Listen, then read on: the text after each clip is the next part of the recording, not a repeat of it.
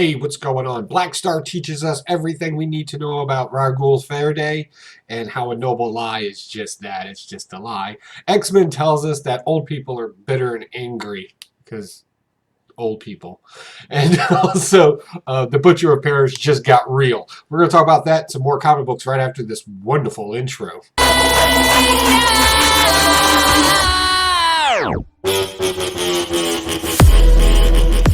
Hey guys, I hope you're getting ready for the holidays. From the clan Pocan to all of yours, Merry Christmas, Happy New Year, holiday, Kwanzaa, Hanukkah, whatever it is you celebrate, do it with family and friends. Also, I'm Pocan Joe, and as always, you're pretty cool for coming by. We got a load of comic books here. Let's go ahead and talk about them. We're going to go ahead and start with DC first.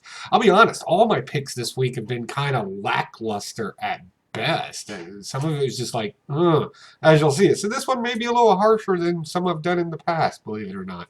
But let's roll through it. We're going to start with DC. And of course, we got to start with, we got to start with Batman number 84. Why is this story still going?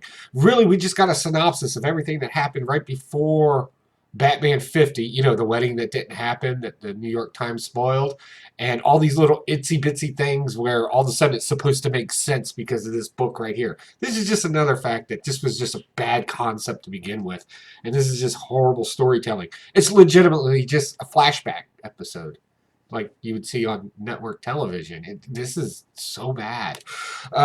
Moving on. As I said in the beginning, Black Stars teaches us a little thing. It's a philosophical point to some degree. It's called Regula Fidei. And basically, it just means rule by faith. It means the religious order takes some sort of ruling power, and that's what they talk about in this. That's what the Black Stars are all about, and what free will actually ends up to. Luckily, our boy, our Green Lantern guy, he's going to take care of it and give it back to the people by causing a little bit of war. Now, what does the noble lie mean in all this? Well, the entire marriage is a complete farce in this. It is an absolute joke, and often you see this when you talk about religious orders having to take over. Generally, you'll find an ultimate noble lie being taken place.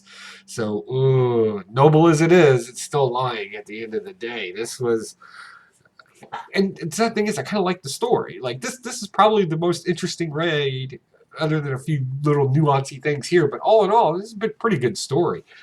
Next is Justice League. So yeah, this happened in Justice League. Hulk Girl's back with everybody else, and the fight is about to come on. But in this, kind of got a little, I don't know, like the pseudo crystal healing, everybody hold hands and believe and stretch your consciousness throughout the universe. It kind of read like that. I know that's not what they were going for in it, but when I was reading it, I was like, oh my God, what is this new age garbage in here? And that's what it really kind of came off as. And it's still somewhat confusing to some degree, but a sacrifice was made in here by Wolf Forger, which I thought was great because he gets the understanding of why the superheroes need to fight and win. And the powers, the scales are shifting in it. That's a thing they constantly talk about in here is scales. A lot of themes being played off of that, and now the scales are shifting in the direction of the superheroes in this one. That's pretty cool. The funniest part in this is that little starfish, Jaro, whatever his name is. He's hilarious in this. He has like one line in it, and it's pretty good. So definitely you might want to check that out. That's definitely Justice League number 37. My favorite DC book this week was this New Year's Evil. I really liked this. This had a lot of sad, happy, tragic, and just whimsical stories in it. It was great. The one with Kronos in it, the time guy, it's actually probably the saddest thing you'll read this week. And I'll go ahead and stretch out on a limb because I looked at my books for next week, probably next week too. Super sad story in here. It really makes you think that sometimes even if you control time, you can't control everything. Right? And he kind of grew up in a broken home. I don't want to spoil it for you because I want you to rush out and get it. I believe this is one of the ones that's also going to be at Walmart here soon. So you could probably pick it up there. If you don't have a local comic book shop near you, definitely check it out. And also there was a great story about the Joker in here, about how he has to be the Joker. Like nobody else can be the Joker but the Joker. And it was an interesting take on it. I really enjoyed that. I would definitely check it out. Next, we got Marvel. Got a whole slew of Marvel because we got a bunch of number ones and number twos because Marvel, that's what they do. Okay. So moving on, we got Amazing Spider-Man. This is number 35. This is probably one of, again, another lackluster one. It didn't really do much. We got Doom involved now. He's making a bunch of threats. The Chameleon, Peter Parker's sister, yada, yada, yada, yada, yada. A bunch of stuff crammed into this story. Cohesive-wise, it's a good cohesive story. It does make sense, but the problem is it's just nobody cares. It's just a boring story. I'm just not getting behind this. And the fact that they constantly have to use the word spycraft in it, like it's some sort of hard skill, is just kind of weak to me in here. I'm not really digging this storyline very much, but I have to stay on top because I'm still curious about our Kindred character. So when does he start popping back up and start being a figure in this? I don't know. Hopefully it's soon. Oh, let's see. Oh, Venom 99. Typical origin story, right? Very similar origin story. We've probably seen this before. Female Venom gets the symbiote through a medical transfusion of some sort where she needs to be healed. And there, of course, it's a big bad corporate organization that's using the symbiote. The cool thing in this is Null is still a thing in 2099. So we know that he's not going anywhere now. Spoiler on that. But he's still a thing because she can still hear him across the cosmos. So that's interesting, especially with all the Null stuff that's coming up here really quick. I'll be honest, 2099, this is probably the second story I've enjoyed out of this whole 2099 thing. Am I going to get a whole lot of this? Probably not. But this one was interesting to say the least. And a quick shout out to past Venoms in here as well. They all went all the way back to the issues with Vietnam. That was pretty cool that they did that in here. Little shout out to that. Next, Doctor Doom. Doctor Doom's a fun read. You should read it. So Doctor Doom goes to hell, right? Because he got shot in the head. And, you know, Mephisto's there, and he's like, yep, got you now. And he's like, nah, I don't want to be here. Just don't. No, I don't want to be here. I got to go. I got stuff to do. And Mephisto, of course, is like, no, I'm the king, blah, blah, blah, blah. Well, Lady Death shows up. She goes, no, he's got to go back, you know, because we'll get our devil's due afterwards, pun intended. So that was pretty cool. So I like that of it, the whole just brazenness of Doctor Doom, just not even being scared of being in hell. He's just like, yeah, no, I got to roll. Like, somebody shot me. I got to go avenge that. So this is a good read. I'm really enjoying this. Next, Ghost Rider 2099. This is stupid. The whole concept is stupid. The entire idea of a city happened to be a non-stopping movement trucking roadway thing, and the whole reason why he became the Ghost Rider thing, and of course Daddy's holding him back, so he's got to drop Daddy's body. This was just, there was nothing personal about it, right? If you don't know, our new Ghost Rider gets put into the body of a machine because he can, I don't know, transverse into computers to hack them, I guess is what I'm being told. His consciousness can go into it. Bad things happen. Next thing you know, he's a robot riding around, and you know he's the vengeful death. Johnny Blaze was in it. That was pretty cool. Like, he's the one that made him do it. But all in all, again, I'm just not getting the connection. They're trying to make a connection with the spiritual and the technological, and it came up short in this. I didn't really enjoy it. Next, Savage Avengers. This is the only issue of Savage Avengers that really let me down, because there's only one Savage character in it, and that's Conan, right? We get Doctor Strange in this one, and we got Doctor Doom, and, you know, they're sophisticated people, right? And they come off very sophisticated in this. And, of course, Conan the Barbarian running around hacking and slashing everybody. It's just really not their thing. So, yeah. So, if you don't know, they're going after Gaff still, because that's still a thing, chasing him down, the ultimate wizard guy, to drop that body. Doctor Strange has had a past with this guy, so has Doctor Doom, but there is another jewel that they need, another Eye of Agamotto, and they want it. Who ends up getting it at the end, I don't know. Doctor Doom's not playing a whole lot. Some bad things are about to happen in this. You need to pick this up. This is a fun read, even though this is probably the slow issue. And for me to say that this is the slow issue out of all the other Savage Avengers, that's not really saying much. It doesn't describe it very well. It's still good pace, still good storytelling, but a little slower. Oh, wow, so many comic books. Next, we got Marauders. again, this is like that in-between issue. We're on Marauders, what is this, number 3, and we already got a slow issue. Sebastian Saul's son has been brought back to life, or reincarnated, or whatever they do with the balls. Apparently, Shaw's main objective was to have him be the Red King, and of course that fails, as we found out in the last issue. It's Katie Pride. So now he's made him the Black Bishop, so that's a thing.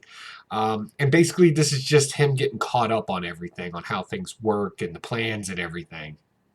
I don't really care about Sebastian Saul's son. Like, I know he was like a thing for like a hot minute in Marvel, but that's pretty much done. We do find out that he does owe some sort of debt to some Japanese gangsters, at best.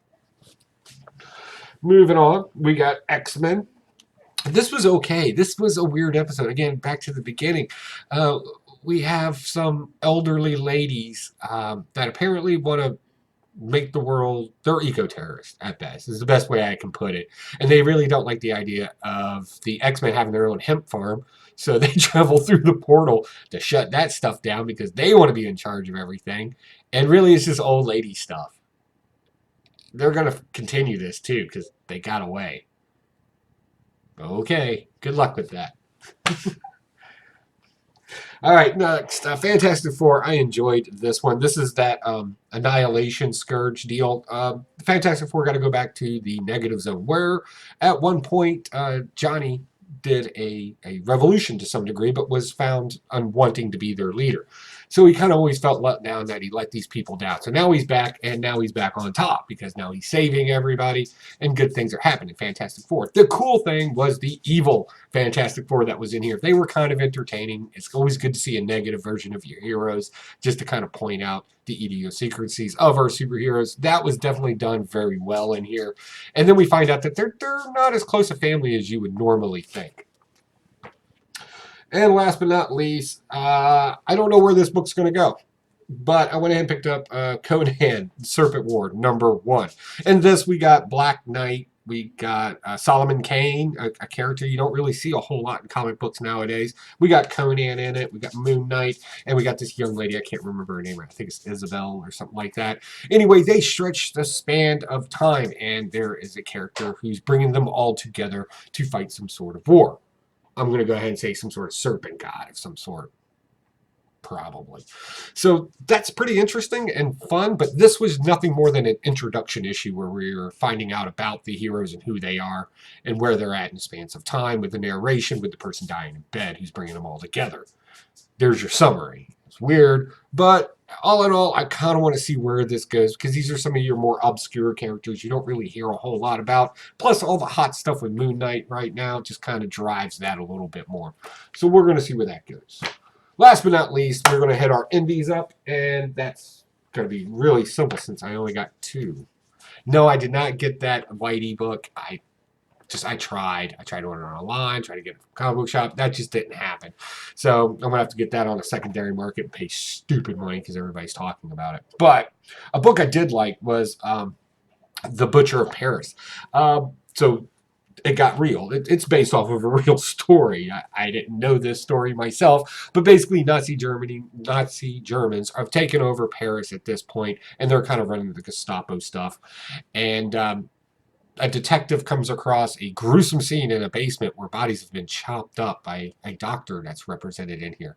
This is okay. It's not a comic book per se, right? Because it's a real story. But I am kind of interested in this and where it goes. There's a lot of suspense being built up in it. I wish they would have done something a little cooler with the art because it's that very bland kind of comic book art. I'm not a big fan of that.